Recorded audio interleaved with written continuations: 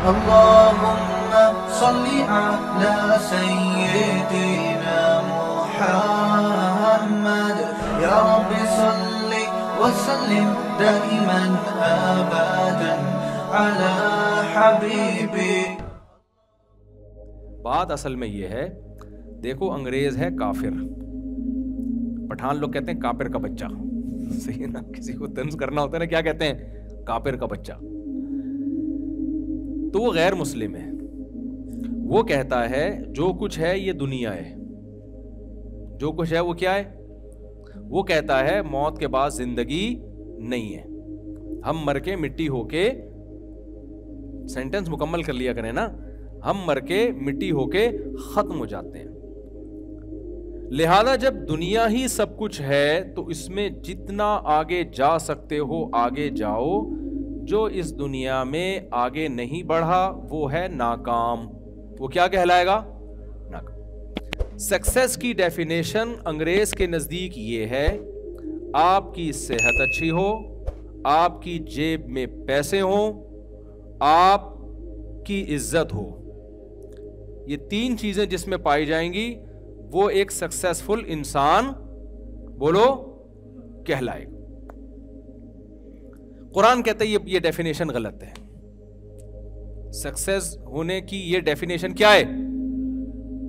بولو نا، غلط ہے. قرآن نہیں مانتا اس کو. قرآن کہتا ہے قارون کے پاس پیسہ بل گیٹ سے بھی زیادہ تھا.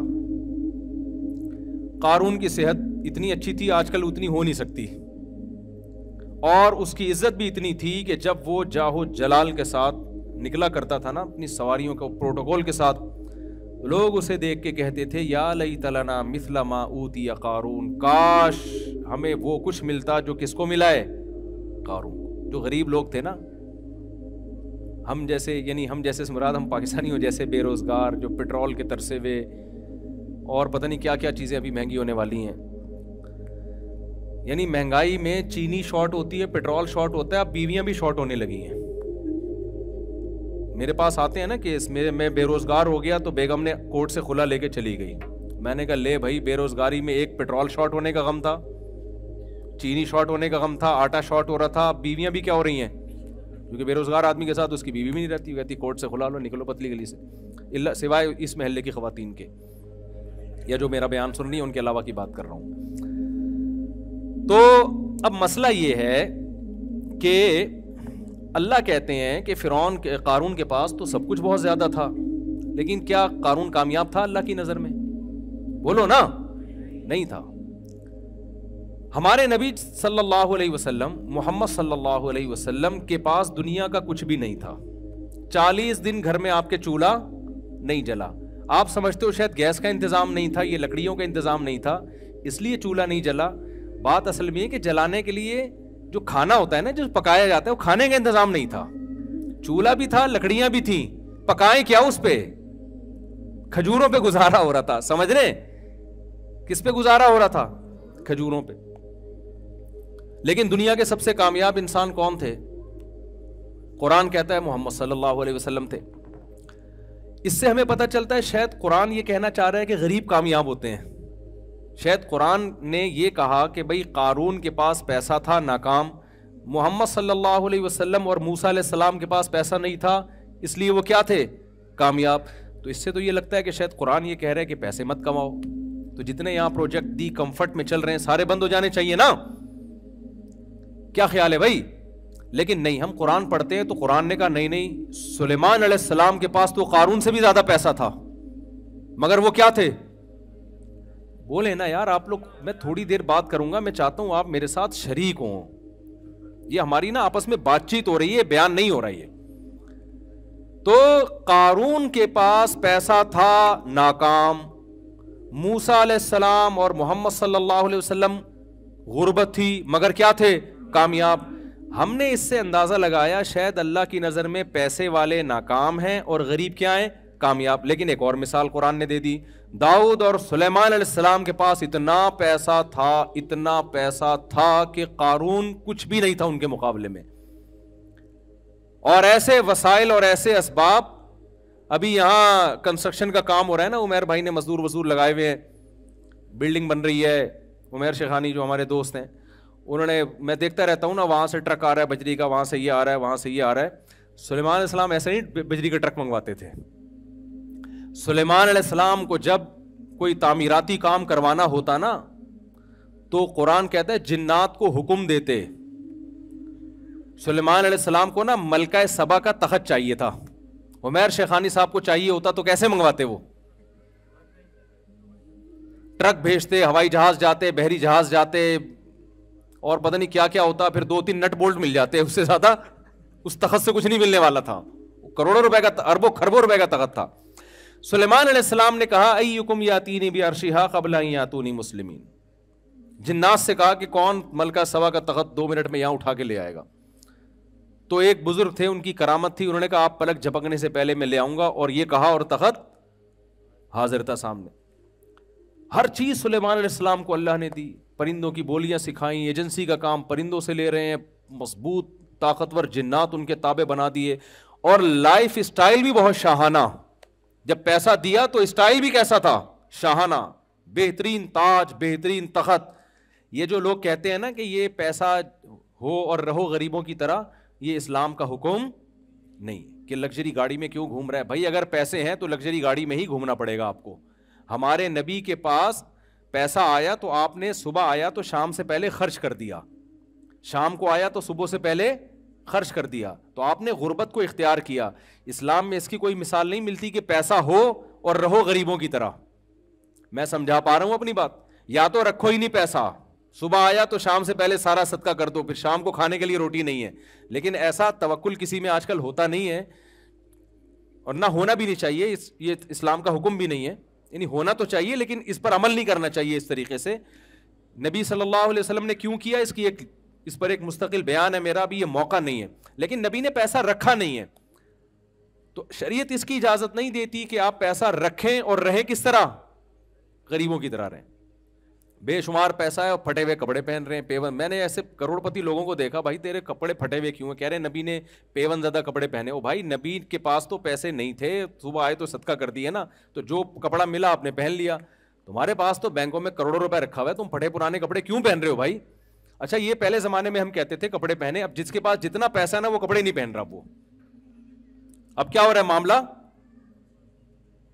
یعنی جتنا پیسہ آئے گا نا کپڑے مارکیٹ سے کیا ہوئیں گے؟ اسٹائل ہے بھائی. غریب لوگ کپڑے پہنتے ہیں. اب تو ایک آدھ چٹی مٹی پہن کے نا مالدار آدمی کہہ رہا ہے یار اسٹائل ہے ہمارا, یہ کپڑے وپڑے تو غریبوں کا کام ہے پہننا. خیر میرا موضوع نہ کہیں چینج ہو جائے نا, میں اس لیے ذرا کوشش کر رہا ہوں کہ وہ, یعنی مالدار خواتین کے کپڑوں پہ پیسہ بہت لگتا ہے مگر کپڑا نہیں لگتا. یعنی مالدار خواتین جو ہے نا, آپ ذرا پوش علاقے میں چلے جائیں تو مالدار اور ماڈرن جو بڑے گھروں کی خواتین ہیں ان کے کپڑوں پہ پیسہ دبا کے لگے گا, مگر کپڑوں پہ کپڑا نہیں لگے گا, کپڑا نہیں ہوگا اس میں, مگر جتنا ہوگا اس پہ پیسہ بہت لگے گا. خیر تو میں یہ کر رہا تھا کہ ہم سلیمان علیہ السلام کا جب لائف اسٹائل دیکھتے ہیں تو بڑا شاہانہ لائف اسٹائل ہے بھائی. اور بات جب کر رہے ہیں نا ملکہ سبا سے, جس کو اللہ نے اتنا بڑا تخت دیا, تو بات بھی ایسے کر رہے ہیں کہ جو ایک شاہانہ اسٹائل ہوتا ہے. ملکہ سبا کو پیغام بھیجا کہ انسان کی بچی بن کے چلی آ. ایک ریاست ہے وہ, ایسے جیسے آج امریکہ بات کرتا ہے. جنرل مشرف کو فون کیا تھا اور جنرل مشرف نے فوراً اڈے حوالے کر دیے نا. اسٹائل ہے نا امریکہ کا. کوئی غریب ملک اس اسٹائل میں بات کر سکتا ہے؟ نہیں کر سکتا. پیسہ ہوتا ہے, دولت ہوتی ہے, پھر اسٹائل چینج ہو جاتا ہے. تو امریکہ کا اسٹائل چینج تھا. اس نے کہا بھائی یہ جنرل مشرف سے کہا ورلڈ ٹریڈ سینٹر تباہ ہو گیا, کائنڈلی آپ اپنے اڈے دے دیں ہمیں. تو مشرف صاحب نے پوچھا کہ اگر نہیں, تو انہوں نے کہا نو کا آپشن نہیں ہے, دینے پڑیں گے آپ کو. ٹھیک ہے نا, انہوں نے کہا ٹھیک ہے سر لے لیں. اس کے بعد جب پھر وہ وہاں گئے تو 20 سال جو انہوں نے جو ان کے ساتھ ہوا, پٹھانوں کی ان سے ملاقات ہوئی امریکن آرمی سے, تو پٹھانوں نے ان کے سارے اگلے پچھلے گناہ معاف کروا کے ان کو واپس بھیج دیا کہ کائنڈلی آپ واپس تشریف لے جائیں, آپ غلط جگہ آ گئے, معذرت کے ساتھ. تو خیر جو کائنڈلی جو ہے نا, یہ دونوں میں جو ہوا یہ بڑا خطرناک کائنڈلی ہوا ہے. یہ وہ والا کائنڈلی نہیں ہے جو ہم کر رہے ہوتے ہیں. یہ کائنڈلی کیا ہے, بڑا ڈینجرس قسم کا کائنڈلی ہے.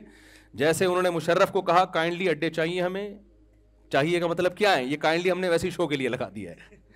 تو جب وہ امریکہ افغانستان گیا تو انہوں نے بھی کہا کائنڈلی آپ واپس تشریف لے جائیں. ٹھیک ہے نا, تو واپس تشریف لے گئے وہ. خیر بین الاقوامی حالات میں زیادہ تبصرہ نہیں کرتا کیونکہ ہم تو غریب لوگ ہیں. امریکہ نے ایک دفعہ میرے اس بیان پہ مجھے کائنڈلی کہہ دیا تو میں پھر برداشت نہیں کر پاؤں گا, ٹھیک ہے نا. تو اب مسئلہ یہ ہے کہ ہم دیکھتے ہیں کہ سلیمان علیہ السلام کے پاس دولت اور ملکہ سبا سے جب بات کر رہے ہیں, ایک خط بھیجا اس کو کہ اللہ کے نام سے شروع کرتا ہوں, اللہ تعالی علیہ واتونی مسلمین, آپ سورج کی عبادت کرتے ہو, یہ صحیح نہیں ہے, it is not appropriate for you, یہ بالکل بھی مناسب نہیں ہے کہ اللہ کی کھا کے, اللہ کی نعمتوں سے فائدہ اٹھا کے عبادت کس کی ہو رہی ہے, سورج کی. بڑی پاورفل ریاست تھی, لیکن اس کو بولا کہ آپ تشریف لے آئیں فرما بردار بن کے. ملکہ سبا نے انکوائری کے لیے لوگ بھیجے تو پتہ چلا یہ تو بڑے پاورفل ہیں. سلیمان علیہ السلام نے دھمکی دی کہ پہلا پیغام میرا آرام سے گیا تھا, دوسرا پیغام نہیں آئے گا, میری فوج آئے گی اور اب بندی بن کے آرام سے چلی آؤ. تو یہ اسٹائل کس کا تھا, سلیمان علیہ السلام کا, کہ بھائی پاور بھی تھی, جب پاور ہوتی ہے تو اسٹائل یہی ہوتا ہے. اب مجھے ایک بات بتاؤ, سلیمان علیہ السلام کے, اچھا معذرت کے ساتھ خواتین بہت ناراض ہوتی ہیں ایسی باتوں سے, 100 بیویاں بھی تھی سلیمان علیہ السلام کی, بہت معذرت کے ساتھ, میں ایسی باتیں کرتا کہاں ہوں, آپ کو پتہ ہے شادیوں وادیوں کی, لیکن بخاری میں ہے کہ سلیمان علیہ السلام کی بیویاں کتنی تھیں, 100 بیویاں تھیں. وہ مجھ سے پوچھ کے نہیں کی بھائی, انہوں نے تو ان سے جا کے پوچھو, مجھے نہیں کہو. لوگ کہتے ہیں آپ ایسی باتیں کیوں کر رہے ہو, انہوں نے ایسا کام کر لیا, ہم باتیں کرنے پر پابندی لگا رہے ہو. تو ان کی پیسہ بہت تھا تو وسائل بہت تھے, تو شادیاں کتنی کی, ایک وقت میں 100 بیویاں تھیں سلیمان علیہ السلام کی. لیکن قرآن ان کو بھی کیا کہتا ہے, کامیاب, ناکام نہیں تھے. کیا تھے وہ, کامیاب. نعم العبد, بہت پیارے بندے تھے اللہ کے, وہ دنیا میں بھی ان کے لیے بھلائی اور آخرت میں بھی بھلائی. تو اے اللہ, کبھی تو بتا رہا ہے کہ غریب کامیاب ہے اور مالدار ناکام ہے, کبھی تو کہہ رہا ہے کہ مالدار کامیاب ہے, غریب کیا ہے, ناکام ہے. تو سمجھ میں نہیں آ رہا. تو اللہ نے اس مسئلے کا حل یہ بتایا کہ بھائی اللہ نہ تمہاری دولت کو دیکھتا ہے نہ تمہاری غربت کو دیکھتا ہے, اللہ کیا دیکھتا ہے, تمہارے عمل کو. جو غریب ہو کے اللہ کو خوش کرے وہ غربت میں کامیاب ہے, جو مالدار ہو کے اللہ کو خوش کرے وہ مالداری میں کامیاب. ہم صحابہ میں دیکھتے ہیں, حضرت بلال انتہائی غریب تھے, لیکن حضرت ابو بکر بہت مالدار تھے. ہمارے ہاں جامع الرشید میں حضرت ابو بکر کے بارے میں جو تاریخی روایات سے ان کے جو اثاثے ملتے ہیں, ایسٹس ملتے ہیں, وہ اربوں روپے میں, اس زمانے کے اربوں روپے بنتے ہیں. وہ حضرت عثمان اتنے بڑے تاجر تھے کہ 400 گھوڑے ایک ٹائم پہ انہوں نے صدقہ کر دیے, گفٹ کر دیے. تو جو 400 گھوڑے ایک ٹائم پہ کر رہا ہے اور پھر بھی مالدار ہے, اس کے پاس بیک اپ پہ کتنے گھوڑے ہوں گے؟ آپ کیا سمجھتے ہو گھوڑے کیا پٹکے کی قیمت میں ملتے تھے؟ ہے بھائی, اس زمانے کی شاہی سواری تھی گھوڑا بھائی, یا آج کی لینڈ کروزر ہے وہ. تو 400 تھی ان کے پاس جو صدقہ کیے, اور اس کے علاوہ بھی تھے اونٹ اتنے اتنے ان کے پاس. تو ارب پتی تاجر تھے عثمان رضی اللہ تعالیٰ عنہ, وہ بھی کامیاب, اور حضرت بلال جو غریب تھے وہ بھی کیا تھے, کامیاب تھے. تو اسلام سکسیس اور کامیابی کی وہ ڈیفینیشن بیان نہیں کرتا جو کون بیان کرتا ہے, گورا. گورا کہتا ہے مادی ترقی ہی کامیابی ہے, لہذا اس کی نظر میں قرآن کی ویلیو نہیں. اسلام کہتا ہے کہ اصل کامیابی کیا ہے, آخرت. لیکن اس کو دنیا سے جوڑتا ہے. وہ کیسے جوڑتا ہے وہ میں آخر میں آپ کو بتاؤں گا. کامیابی کا کیا مطلب ہے بھائی, جو اللہ کی مان کے چلے گا وہ کیا ہے, کامیاب. اب اسلام آپ کو ترقی سے نہیں روکتا, لیکن یہ ترقی باؤنڈ ہوگی اسلامی شریعت کی حدود میں. آپ نے ترقی بھی آخرت کے لیے کرنی ہے, وہ بھی آخرت کے لیے کرنی ہے آپ نے. تو ہماری کامیابی میں اصل کیا ہے بھائی, بولو نا, آخرت ہے. اصل ہے خدا کو راضی کرنا. تو چند کام بس میں بتا کے اپنے بیان کو ختم کرتا ہوں. یہ موضوع بہت لمبا ہے لیکن ٹائم بہت زیادہ ہو گیا ہے. تو چند کام آپ کو کرنے پڑیں گے.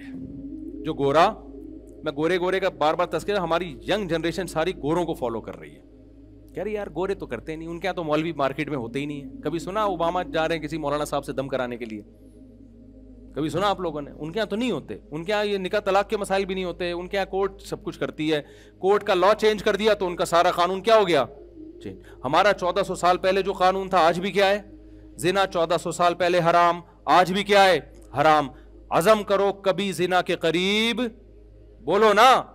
آج نوجوانوں میں, لڑکے لڑکیوں میں زنا بہت پھیل رہا ہے, اس کو برا سمجھنا چھوڑ دیا ہے.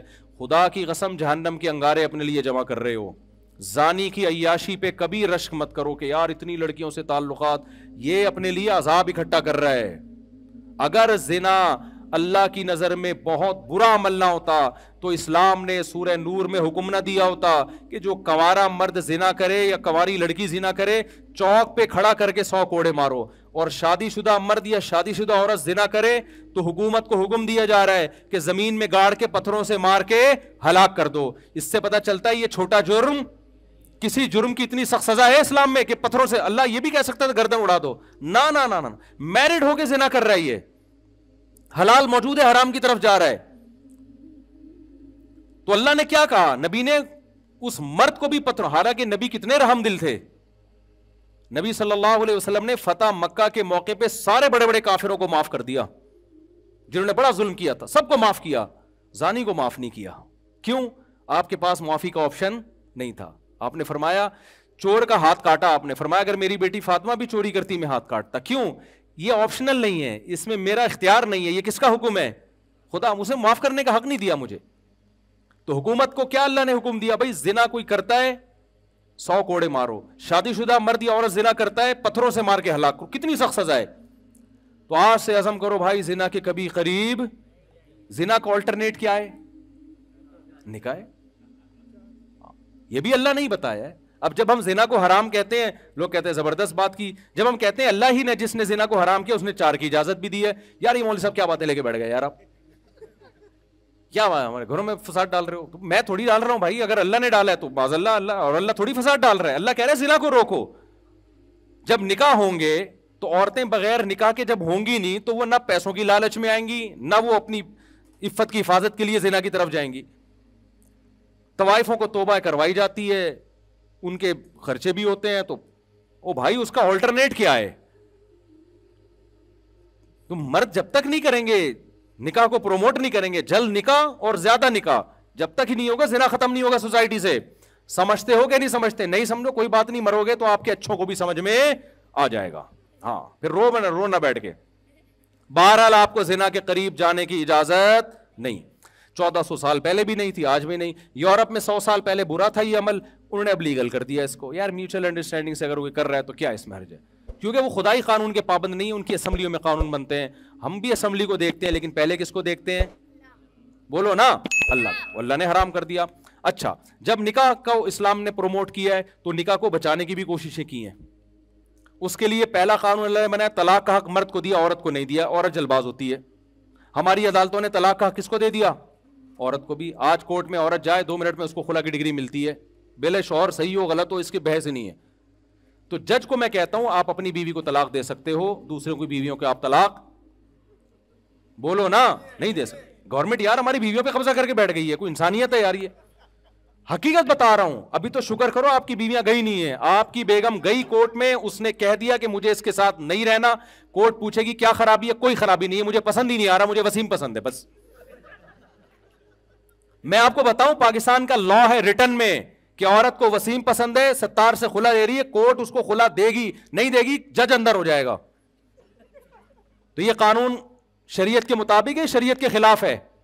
اس لیے جو دیندار عورت ہے کورٹ سے خلا لینے کے بعد علماء سے رابطہ کرے گی کہ قرآن و سنت کی روشنی میں یہ خلا ہوا ہے یا نہیں ہوا. جو بے دین ہے وہ رابطہ نہیں کرے گی.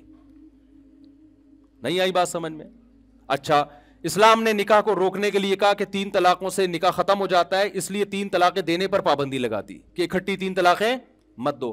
اب جس کے دل میں خدا کا خوف ہوگا وہ طلاق دینے سے پہلے بیگم جو ہے نا وہ مفتیوں سے پوچھے گا کہ کیا شرعی طریقہ ہے دینے کا. جو خدائی قانون کا پابند نہیں ہے وہ دھاڑ دھاڑ کیا کرے گا. آج ایک بندہ آیا 3 طلاقیں غصے میں لکھ کے اسٹیمپ پیپر پہ, پھر کہہ رہا ہے یار میں غصے میں تھا. ابے تو لکھ کے دے رہا ہے پوری تمیز سے, پورے سبجیکٹ ورب آبجیکٹ کے ساتھ پورے جملے تو نے بنائے ہوئے ہیں, غصے میں تھا یار. فضول کے شرابی شراب پی کے غصے میں طلاق دیتا ہے اور کہتا ہے میں تو نشے میں تھا. اگر تو تیرا دماغ کام نہیں کر رہا تھا تو ماں کو طلاق کیوں نہیں دے دی, بہن کو کیوں نہیں دے دی؟ کبھی بھی شراب میں ایسا نہیں ہوا کہ دوست کو طلاق دے رہا ہو کہ میرا دماغ کام نہیں, بیوی کو ہی دے رہا ہوتا ہے. اس کا مطلب تیرا دماغ کیا ہے, کام کر رہا ہے. اسلام میں نشہ عذر نہیں ہے, سمجھ لو.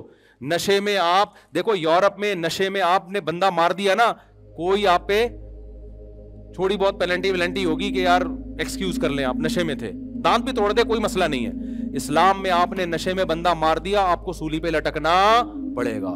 اسلام کہے گا آپ نے نشہ کیا کیوں, ایسا کام کیا کیوں؟ تو نشے جب آپ نے خود کیا تو طلاق بھی ہوتی ہے اس میں, اور مار دیا تو بندہ کا قصاص بھی لیا جاتا ہے. اسلام میں نشہ عیب نہیں, ہاں کوئی دوسرے نے نشہ زبردستی کرا دیا وہ پھر عذر ہے. تو اب سمجھو بات کو, تو 1400 سال پہلے بھی اللہ نے نکاح جوڑنے کا طریقہ بتایا تھا, آج بھی کیا ہے وہ کبھی بھی چینج نہیں ہوگا, آپ نے اس پہ قائم بولو نا رہنا. ایک اور چیز ہماری سوسائٹی میں ہومو سیکسولیٹی کو بڑا فروغ دیا جا رہا ہے. اسلام میں یہ عمل 1400 سال پہلے بھی حرام تھا, آج بھی کیا ہے حرام. گوروں کے ہاں پہلے لیگل تھا, انلیگل تھا, اب کیا ہو گیا ہے لیگل ہو گیا ہے. کہہ رہے ہیں یار کوئی بات نہیں, جب وسیم اور ستار آپس میں شادی کرنا چاہتے ہیں تو کیا مسئلہ ہے ان کا, وسیم جانے بھائی کوئی وسیم بیٹھا ہو تو معذرت کے ساتھ انگریزوں کے وسیم کی بات کر رہا ہوں, یہاں کی میں بات ہی نہیں کر رہا. میں نے لوگوں سے کہا تھا یہ قانون ہمارے سوسائٹی میں آ رہا ہے اور اس کے سائیڈ افیکٹ آنا شروع ہوں گے, اور شکر کرو تم, میں نے لوگوں سے کہا اپنے بچوں کو قرآن پہ لے کر آؤ ورنہ بہت پچھتاؤ گے. اب قرآن پہ چلنا پہلے سے زیادہ ضروری ہو گیا ہے, ورنہ تمہاری سوسائٹی تباہ ہو جائے گی. ورنہ تمہارا بچہ بڑا ہوگا وہ کہے گا ابو میں نے شادی کرنی ہے, میرے لیے میل بہو تلاش کرو. گوروں میں ہو رہا ہے ایسے, حقیقت بتا رہا ہوں, میل بہویں آ رہی ہیں, کنفیوز ہے کہ یہ کمبخت میری داماد ہے یا میری بہو ہے یہ, اور یہ آپ مذاق سمجھ رہے ہو, ایسا ہونا شروع ہو گیا ہے. میرے پاس فون آیا ہے, میرا بیٹا کہہ رہا ہے میں اللہ معاف فرمائی یہ باتیں کرتے ہوئے بھی برا لگ رہا ہے مجھے. تو بھائی اپنا اسلام سے رشتہ اگر نہیں جوڑ کے رکھا نا, آپ کا سارا سیٹ اپ کی ایسی کی, گوروں کے پاس اسلام نہیں ہے تو بکھر گئے بیچارے وہ. تو آپ اسلام کی قدر کرو. تو اسلام میں یہ ہومو سیکسولیٹی پہلے بھی حرام تھی, آج بھی کیا ہے حرام ہے, یہ کبھی بھی لیگل نہیں ہو سکتی. لوط علیہ السلام کی پوری قوم کو اٹھا کے اللہ نے پٹک دیا. اسلام میں شراب پہلے بھی حرام تھی, نشہ پہلے بھی حرام تھا, چرس ہیروئن پہلے بھی حرام تھی, آج بھی کیا ہے حرام ہے. عزم کرو کبھی بھی نشے کے قریب مت جائیں گے. سوال پیدا ہوتا ہے ڈپریشن میں پھر کیا کریں, ٹینشنیں اتنی ہیں, پیٹرول مہنگا, یہ مہنگا. تو بھائی نشے سے ڈپریشن ختم نہیں ہوتی, نشے سے ڈپریشن بڑھتی ہے, وقتی ختم ہو جاتی ہے. بلکہ ایک ٹینشن اور کہ اب یہ مہنگی نہیں ہو گئی, اب وہ لت پڑ گئی اس کی. اب جس کو شراب پینے والے کو نہ ملے اس کا دماغ ہی نہیں کام کر رہا ہوتا. تو کبھی شراب کے قریب بولو نا نہیں جانا. یہ اللہ میاں نے کیا کیا ہے, حرام قرار دیا ہے. پھر میرے بھائی اللہ کا ایک اور حکم ہے جو 1400 سال پہلے بھی تھا, آج بھی ہے, قیامت تک, کیونکہ اللہ کا قانون تبدیل نہیں ہو سکتا. آپ کو بوڑھے والدین کو گھر میں رکھ کے ان کے قدموں میں جنت تلاش کرنی ہے. انگریز لوگ پہلے یہ کام کیا کرتے تھے, اب انہوں نے سائنسی ترقی کر لی ہے, اب وہ کہہ رہے ہیں بوڑھوں کو ہم گھر میں رکھیں گے, اس سے کووڈ پھیلنے کا خطرہ ہے. جب وہ کھانستے ہیں تو جرمز پھیلتے ہیں, پھر لائف کو انجوائے نہیں کرنے دیتے. ہمارے ابا کہاں انجوائے کرنے دیتے ہیں, آپ کو پتا ہے نا, کہاں سے آ رہا ہے کدھر جا رہا ہے, سارا دن ابا کے یہ سوال ہوتے ہیں. انجوائے کرے گا آدمی, کہاں سے آ رہا ہے کدھر کو, ابا اتنا تو پوچھتے ہیں نا. ہاں وہ پھر شادی کے بعد بیویاں پوچھتی ہیں کہ کدھر سے آ رہا ہے, پھر سالے پوچھتے ہیں. انگریزوں کے یہاں سالے ہوتے ہی نہیں ہیں, گرل فرینڈ کا تو کوئی رشتہ ہی نہیں ہے نا, تو سالے لیس قوم ہے وہ. اب آپ سوچو جس کے 2 سالے ہوں ٹینشن میں ہو, جس کی 4 شادیاں اور ہول سیل کے حساب سے سالے ہوں, پھر بھی آگے بیان کر رہا ہے. یہ حوصلہ اللہ نے مسلمانوں کو دیا ہے, یہ انگریزوں کو نہیں ہے. تو خیر اچھا میں جو بات جلدی سے کمپلیٹ کروں, کھانا بھی لگ رہا ہے, دیر بھی ہو رہی ہے. تو آپ نے ابا کو گھر میں رکھنا ہے, اماں کو گھر میں, یہ آپشنل نہیں ہے. اگر کل گورنمنٹ قانون بنا دیتی ہے کہ اولڈ ہاؤس ہم نے بنا لی, ابا کو وہاں جمع کرا سکتے ہو, ہمارے لیے پھر بھی جمع کرانا جائز نہیں. حدیث میں آتا ہے جس کو بوڑھے والدین ملے اور خدمت کر کے جنت واجب نہ کر لی, اس پہ اللہ کی لعنت ہو. کیا مطلب, بہترین آپشن جنت کا اس نے اپنے ہاتھ سے ضائع کر دیا. انگریز کیوں بوڑھے والدین کو نہیں رکھتا, وہ جنت کو مانتا ہی نہیں ہے. کہہ رہے یار لائف کو انجوائے کرو یار, یہ بڈھا بہت عجیب حالات ہیں وہاں کے. اب میں زیادہ نہیں بیان کرتا, وہ ویزے پہ پابندی نہ لگا دیں کہیں میرے. تو ایک دفعہ لگا دی تھی, بڑی مشکل سے ہٹوائی ہے. تو مسئلہ ہے ان کے ساتھ بہت زیادہ, ایک رخ آپ دیکھ رہے ہو, دوسرا نہیں دیکھ رہے تصویر کا. وہ تھینک یو بہت زبردست کرتے ہیں, بہت اچھے اخلاق وخلاق ہیں, میں مانتا ہوں. ہمارے اخلاق وخلاق نہیں ہے, ہمارے یہاں جو بدتمیزی ہے نا پتہ چل جاتا ہے آنے کے بعد. پھر بھی یار اپنے بوڑھے والدین کو کیا کرتے ہیں, گھر میں رکھتے ہیں. تو گھر میں ہی رکھنا ہے آپ نے, ان کے قدموں میں جنت تلاش کرنی ہے. یہ آپشنل نہیں ہے, یہ لازمی ہے, یہ کرنا ہے آپ نے. اور اللہ نے ہمیں حکم دیا کہ اللہ کی, یہ تو مخلوق کے حقوق تھے, اللہ کی عبادت میں 5 ٹائم مسجد میں جماعت سے نماز بولو نا پڑھنی ہے. انگریز نہیں پڑھتا, وہ اس کو کامیابی سمجھتا ہی نہیں ہے. کہتے اس کا کامیابی سے پیسے تو ہاں اگر فجر کی نماز میں $20 مل رہے ہو تو شاید پھر وہ کہیں یار جو بے روزگار ہے وہ آ جائیں. تو ہم نے کیا کرنا ہے؟ تو آج سے عزم کریں 5 ٹائم پابندی سے نماز پڑھیں گے. کرتے ہیں کہ نہیں کرتے؟ انگریز کہتا ہے عورت پردہ کرے نہ کرے اس کا ذاتی معاملہ ہے, یہ کلچر کا حصہ ہے, کچھ برقع پہنتی ہیں کچھ نہیں پہنتی. اللہ کہتا ہے کلچر کا حصہ نہیں ہے, عورت کو اپنی زینت چھپانی پڑے گی ہر نامحرم سے.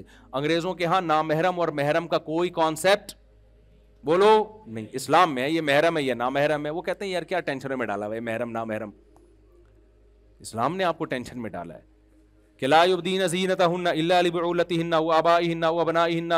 اللہ کہتے ہیں اپنے شوہر کے سامنے آ سکتی ہے, باپ کے سامنے آ سکتی ہے, بھائی کے سامنے آ سکتی ہے, اور اپنے بہن کے بیٹوں کے سامنے, بھائی کے بیٹوں کے سامنے, چچا کے سامنے, سسر کے سامنے. اس کے علاوہ سب کیا ہیں بولو نا, نامحرم. کزن کیا ہے؟ پردہ کرنا پڑے گا کزن سے. بھابھی کو دیور سے پردہ کرنا پڑے گا. ممانی کو اپنے شوہر کے بھتیجوں سے پردہ, بھانجوں سے پردہ کرنا پڑے گا. تو جب شادی ہوتی ہے تو ایسا لمبا چوڑا ایک سلسلہ شروع ہو جاتا ہے. بیگم سے شادی ہوئی, اس کی بہنوں سے بھی پردہ ختم, اس کی مامی آپ کی مامی بن گئی, اس کی خالہ آپ کی ہے, پوری کائنات تھوڑی آپ کی ہو گئی ہے یار, اتنا مہر تھوڑی دیا تم نے. بھائی آپ کی بیگم آپ کی ہے, اس کی اماں آپ کی اماں بن گئی, اس کے ابا آپ کے ابا بن گئے, باقی سارے ویسے ہی ہیں جیسے پہلے تھے. جس سے بھی زندگی میں کبھی بھی نکاح ہو سکتا ہے, ساس سے کبھی بھی نہیں نکاح ہو سکتا, چاہے بیوی کو طلاق بھی ہو جائے پھر بھی نہیں ہو سکتا. سوتیلی بیٹی سے کبھی بھی نکاح نہیں ہو سکتا, وہ محرم ہے. اس کے علاوہ کیا ہے؟ سارے نامحرم ہیں, ان سے عورت کو پردہ بولو کرنا پڑے گا. اگر اللہ کو مانتے, نہیں مانتی تو جو مرضی کرو بھائی. تو یہ بہت سارے شریعت کے احکام ہیں, اور بھی بہت سارے ہیں, اب میں بیان کروں گا. تو ایک حکم یہ بھی ہے کہ بھوک لگے تو کھانا کھا لو, یہ والا حکم رہ جائے گا پھر, صحیح ہے نا. تو اس لیے میں دعا کرتا ہوں, یہ جو حافظ صاحب جنہوں نے قرآن پڑھا, ان کا نام کیا ہے؟ ذاکر حسین صاحب. ایک تو اللہ تعالیٰ ان کا پڑھنا قبول فرمائے, قرآن کا ختم ہونا بڑی اللہ کی نعمت ہے. جن لوگوں نے سنا اللہ ان کا سننا قبول فرمائے. بڑی ہمت کی بات ہوتی ہے کہ اللہ کا کلام کھڑے ہو کے سننا. اور دیکھو اللہ نے اپنا کلام نازل کیا نا, تو اللہ کے ذمے تھا کہ اس کا اللہ کا کلام ہونا ثابت کرے. اتنی عزت اللہ نے اس کلام کو دلوائی ہے کہ اس ایسی کسی کتاب کو ایسی پوری دنیا میں اس کا 10واں حصہ بھی عزت نہیں ملی ہے. پوری دنیا میں سمجھ کے سب سے زیادہ پڑھی جانے والی کتاب, بغیر سمجھے سب سے زیادہ پڑھی جانے والی کتاب, باوضو پڑھی جانے والی کتاب, کھڑے ہو کے پڑھی جانے والی کتاب, کھڑے ہو کے سنی جانے والی کتاب, سب سے زیادہ عمل اس کتاب پہ کیا جاتا ہے. سب سے زیادہ خوبصورت آوازوں میں مختلف لہجوں میں پڑھنے والے اسی کتاب کے ملیں گے. حرم میں دیکھو لاکھوں لوگ امام حرم کے پیچھے ہاتھ باندھ کے کھڑے ہوتے ہیں, لاکھوں روپے خرچ کر کے جاتے ہیں. ایسا پروٹوکول کسی فزکس کیمسٹری کی کتاب کو یا کسی دوسری آسمانی مذہب کو ملا؟ کسی کو نہیں ملا. درس قرآن کی سب سے زیادہ محفلیں اسی کی ہوتی ہیں, زبانی سب سے زیادہ اسی کو یاد کیا جاتا ہے, اور اس کا ایک ایک حرف 1400 سال سے ایسا محفوظ ہے کہ اگر میں نے کل تراویح پڑھا رہا تھا نا, میں نے ایک لفظ پڑھا کہ ثم لننسفنہ فی الیم نسفا, میں رکوع میں چلا گیا, ثم لننسفنہ فی الیم نسفا پڑھا میں نے, نسفا کو کیا پڑھ لیا؟ نسفا. اگلے دن قاری صاحب نے کہا بھائی آیت دوبارہ ریپیٹ کر لینا, نسفا نہیں ہے نسفا ہے. ہم نے دوبارہ ریپیٹ کری, ہمارے باپ کو بھی ریپیٹ کرنی تھی دوبارہ. یار دنیا میں کوئی ایسا ہے کہ ایک زبر زیر پیش کو ایسا 1400 سال سے محفوظ کیا جا رہا ہو؟ دوسرے کوئی ہوتے مذہب یار چلو نسفا ترجمے میں تو کوئی فرق نہیں پڑ رہا نا, چلو یار چل, نہیں جانے دیں گے بھائی آپ کو. نسفا ہے تو نسفا ہے, نسفا نہیں ہو سکتا. وہ نہیں آئی بات میرا خیال ہے سمجھ میں. یہ ایک مستقل ٹاپک ہے قرآن کی کیسے اللہ نے کہا کہ میرا کلام ہے نا, تو اب کوئی نبی تو آئے گا نہیں, کوئی کتاب آئے گی نہیں. اگر یہی تحریف ہو گئی نا تو پھر مسئلہ یہ ہو جائے گا کہ لوگ کہیں گے, وہ مولوی کہتے ہیں ٹانگیں چوڑی کرو, وہ کہتے ہیں ٹانگیں پتلی کرو, وہ کہتے ہیں ہاتھ ادھر باندھو, وہ کہتے ہیں ادھر باندھو. لوگ کہیں گے یار یہ ان کے پھڈے ہی نہیں ختم ہو رہے, ہم مذہب چھوڑ رہے ہیں. اللہ نے کہا یہ میری کتاب ہے, کسی کا باپ بھی اس کو تبدیل نہیں کر سکتا. یہ اصل ہے اور یہ قیامت تک رہے گی. ایسی حفاظت کر کے دکھا دی تاکہ اس پہ انگلی نہ اٹھے. تو جس فرقے کا بھی مولوی ہوگا نسفا کو نسفا ہی پڑھ رہا ہوگا, نسفا کو نسفا پڑھ رہا ہوگا. کیا خیال ہے بھائی؟ چاہے جتنی مرضی ٹانگیں چوڑی کرے پتلی کرے, زور سے آمین کہ آہستہ میں, قرآن کیا کرے گا؟ وہ نہیں تبدیل کر سکتا. اللہ نے کہا تاکہ اس میں چینجنگ ہوگی تو مسئلہ خراب ہو جائے گا. اس میں اللہ نے بھی بتا دیا کہ ٹانگیں ایسی کرو ایسی کرو, یہ اتنا بڑا ایشو نہیں ہے. پڑھ تو لو نا نماز کسی بھی طریقے سے. تو اس لیے میرے بھائی زنا سے دور رہنا ہے, نشے سے دور رہنا ہے, جو آج کل کی اخلاقی برائیاں, نماز پابندی سے پڑھنی ہے, اور زنا سے دور رہنے کا مطلب اپنی آنکھوں کی حفاظت. جب بد نظری ہوتی ہے آج سے یہ عزم کرو, رمضان میں جتنے لڑکیوں کے نمبر وسیم اور غفار کے نام سے سیو کیے ہوئے سارے کیا کر دو, ایک ڈیلیٹ کرنے سے پہلے ایک کام کر لو. یہ آپشن صرف میں دوں گا آپ کو. یہ عام طور پر مولانا حضرات کہیں گے ڈیلیٹ کر دو, ہم کہیں گے نہیں, پیغام بھیج دو کہ میرا ارادہ شادی کرنے کا ہے, اگر آپ راضی ہیں تو میں ابا کو لے کے آ رہا ہوں. شریف لوگ ابا کو ہی لے کے جاتے ہیں. اچھا اچھا اچھا اچھا, وہ مجھ سے بھی بڑی شکایت ہے ان کو. اچھا مفتی صاحب معذرت کے ساتھ آپ سے مجھے بہت شدید قسم کی شکایت ہے, وہ یہ کہ آپ ہمیشہ مردوں کی دوسری تیسری چوتھی شادی کی ترغیب دیتے ہیں, مگر جتنی ترغیب اور زور شادیوں پر دیتے ہیں اتنا زور دوسری تیسری بیویوں کے حقوق پر نہیں دیتے, جس کی وجہ سے مرد شادیاں تو کر رہے ہیں مگر چھپ کے اور بہت ساری زیادتیوں کے ساتھ. بیوی اور طلاق یافتہ کی مجبوری ہوتی ہے وہ کر لیتی ہے, اچھا بیوہ اور طلاق یافتہ کی مجبوری ہوتی ہے وہ کر لیتی ہے, مگر ساری زندگی ایک عذاب میں گزارتی ہے, اور وقت گزرنے کے ساتھ نہ ادھر کی رہتی ہے نہ ادھر کی رہتی ہے, زیادتیوں کی لپیٹ میں آ جاتی ہے. ساتھ نہیں رکھتے یا رہتے ہیں تو دوسری بیوی کے ساتھ, رمضان عید بقرعید جیسے موقعوں پر بھی ساتھ نہیں ہوتے, سوشل اسٹیٹس نہیں دیتے, اپنے ماں باپ بہن بھائیوں سے دور رکھتے ہیں. گھر کی مکمل ذمہ داری عورت پر ہوتی ہے, اگر عورت کے پہلے شوہر سے بچے ہیں تو ان کی مکان رہائشی ذمہ داری بھی عورت اٹھاتی ہے. رات کو اکیلی رہتی ہے, بیماری میں اکیلی ہوتی ہے, روتی رہتی ہے. اچھا کسی سے دل کا حال کہے تو غیبت کہلاتی ہے, ورنہ چپ رہے تو ڈپریشن کا شکار ہوتی ہے. میں اس سے زیادہ جانتا ہوں, یہ کچھ بھی نہیں ہے ان خاتون کے ساتھ, وہ میں ابھی آتا ہوں اس کی طرف. یتیم بچوں کی مرد کی طرف سے سرپرستی سے محروم رہتی ہے, زمانے کے تانے سنتی ہے, اس کی موت. دیکھیں یہ جتنی باتیں لکھی ہیں میں اس سے زیادہ خواتین کے ظلم کی داستانیں بیان کر چکا ہوں جنہوں نے دوسری شادی کر کے عورت کو لٹکا دی. آج میرا بیان اسی پہ ہوا ہے کہ یہ جو چھپن چھپائی والے کیس ہیں نا, بیگم سے چھپ کے شادی کی کسی عورت سے, چند دن میں جب دماغ سے ایک بھوت اتر گیا تو اس کو لٹکا کے چھوڑ دیا. آج ہی میرا بیان اس کے خلاف ہوا ہے, ابھی میں وہیں سے بیان کر کے آ رہا ہوں نا اسی کے خلاف.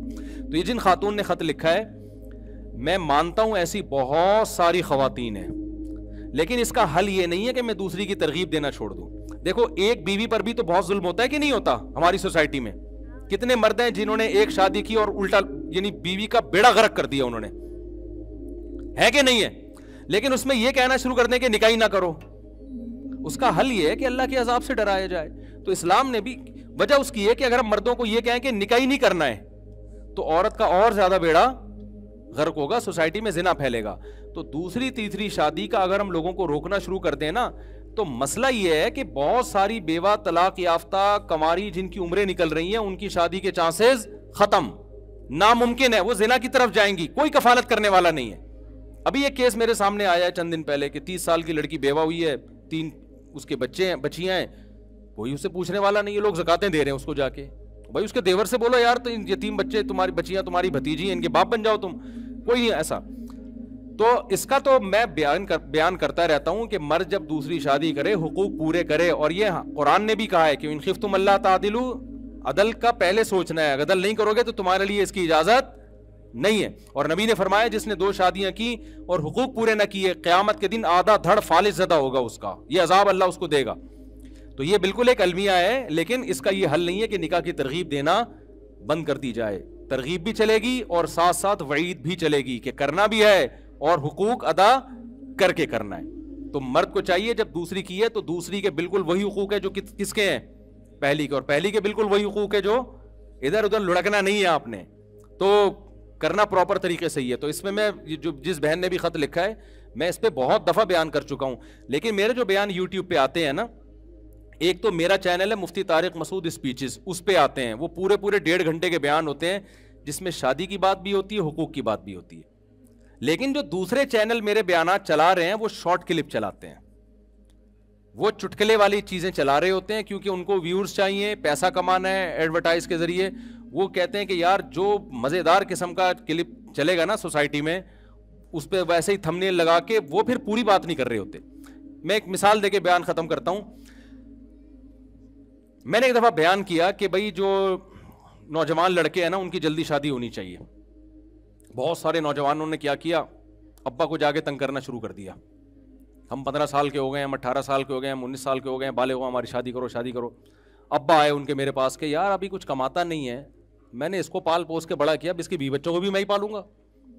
میں نے کہا حضرت میرا 1 گھنٹے کا بیان اگر اس پر ہوا ہے نا کہ نوجوان جلدی شادی کریں، تو 2 گھنٹے کا اس پر ہوا ہے کہ اپنے خرچے پہ کریں. آئی بات سمجھ میں؟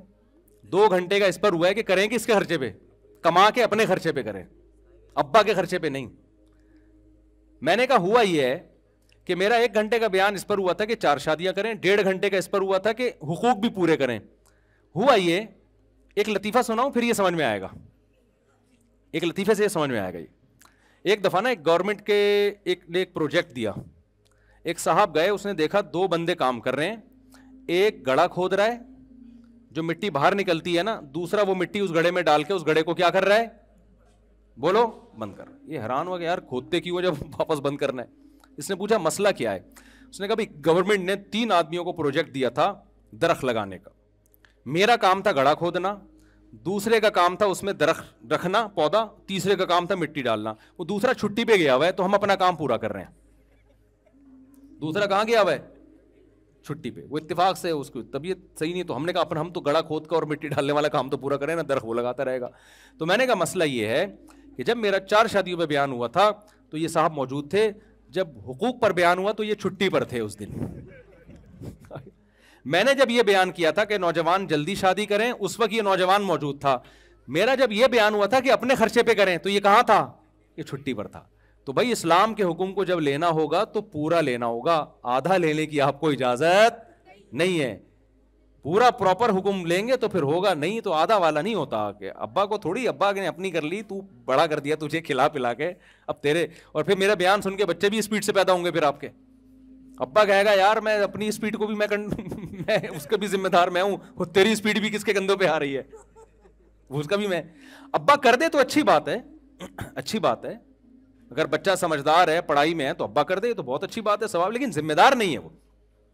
تو یہ جو ہماری بہن نے اپنی شکایت پیش کی ہے بالکل صحیح ہے. ایسی بہت ساری خواتین ہیں، ہم اس سے غافل نہیں ہیں، اور بیان میں اس کا تذکرہ بھی کرتا رہتا ہوں. اچھا وہ میں بات مکمل کر دوں کہ جو موبائلوں میں نمبر ہے نا، ان کو پیغام بھیج دو، نکاح کرنا ہے تو میں ابا کو لا رہا ہوں.